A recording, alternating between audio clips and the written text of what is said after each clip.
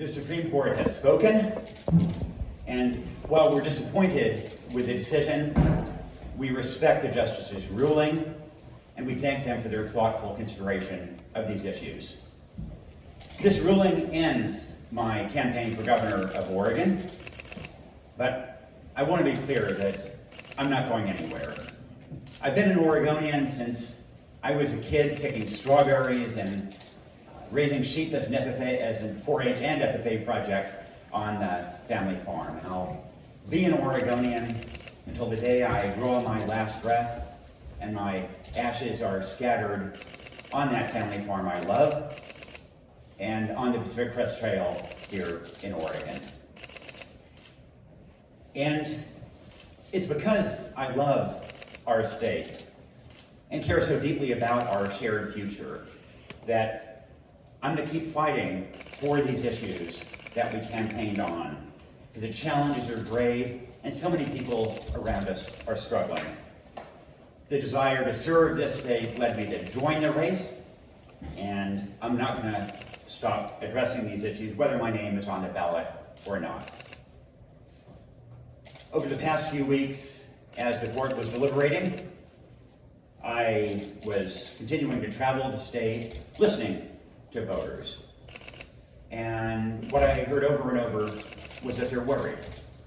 They're worried about a housing system that has left too many people struggling to put a roof over their heads.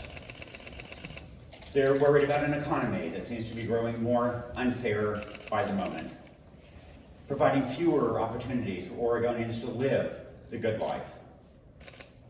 They're worried about an ever-increasing number of people who simply can find no shelter.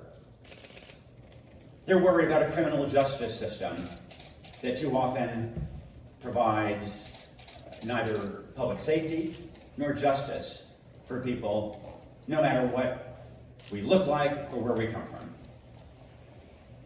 And people are worried about a climate emergency that is already disrupting our lives with extremes like 117-degree days, or those Labor Day forest fires we remember. They're worried about a future of decline and drift in Oregon, and they know something needs to change. I joined this race in part because I saw people close to me who were struggling because of a political system that too often refused to take on issues because they're hard. I've seen friend after friend fall into a vicious spiral of unemployment, despair, addiction, violence, and homelessness. And it continues to this day. I've got a couple of friends right now just on the precipice of homelessness and their child put in foster care. I think about them each day, and they are the people we all have to focus on. This is a moment. These are the kinds of stories that are familiar to Oregonians all around our state. Fundamentally, there are 22,000 children here who are homeless. 22,000. We have to fix that, urgently. This is a moment of crisis. It affects us all. And far too many of our families and friends and neighbors are left to struggle and suffer with the impact of those choices on their own because the political system believes these issues are too hard. I believe that they're too hard not to address. And while I will not have the opportunity to take them on as governor, I remain deeply committed to doing everything in my power to keep moving Oregon forward on these issues and toward a brighter future. I spent my whole career trying to shine a light on some of the world's biggest problems around the globe and shining a light on potential solutions to them. I'm not going to stop that now, particularly as some of these problems affect this state that I love so much. Thankfully, I know I won't be fighting this fight alone.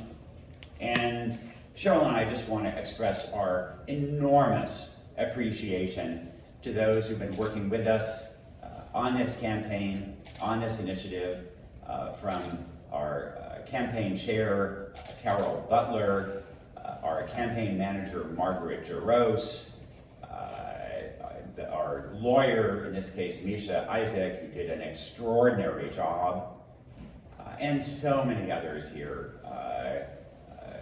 Michaela, Kristen, Melissa, Levi, Elizabeth,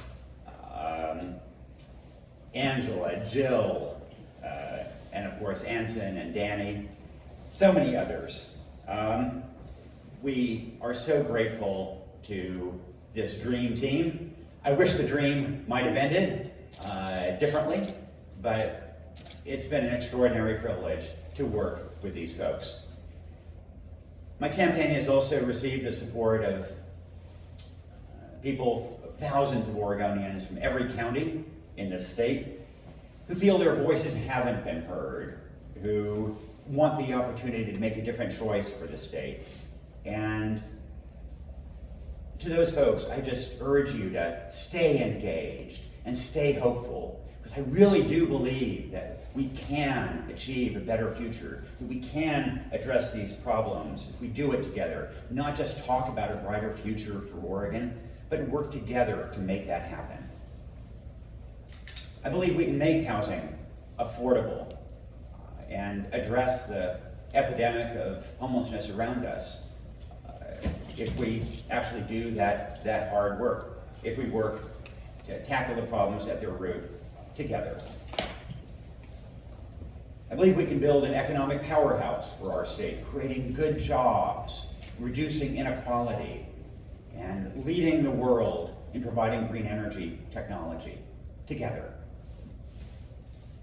I believe we can help prepare our children to succeed by providing affordable childcare, by introducing early childhood programs, by helping our schools do a better job supporting students around the state together. This is the future that Oregonians deserve, and while I will not have the opportunity of leading this state in that direction, I hope the other Democratic candidates will commit to tackling all these problems we see around us. And I look forward to working with them and people around this state, and I will support them in their efforts to tackle these problems.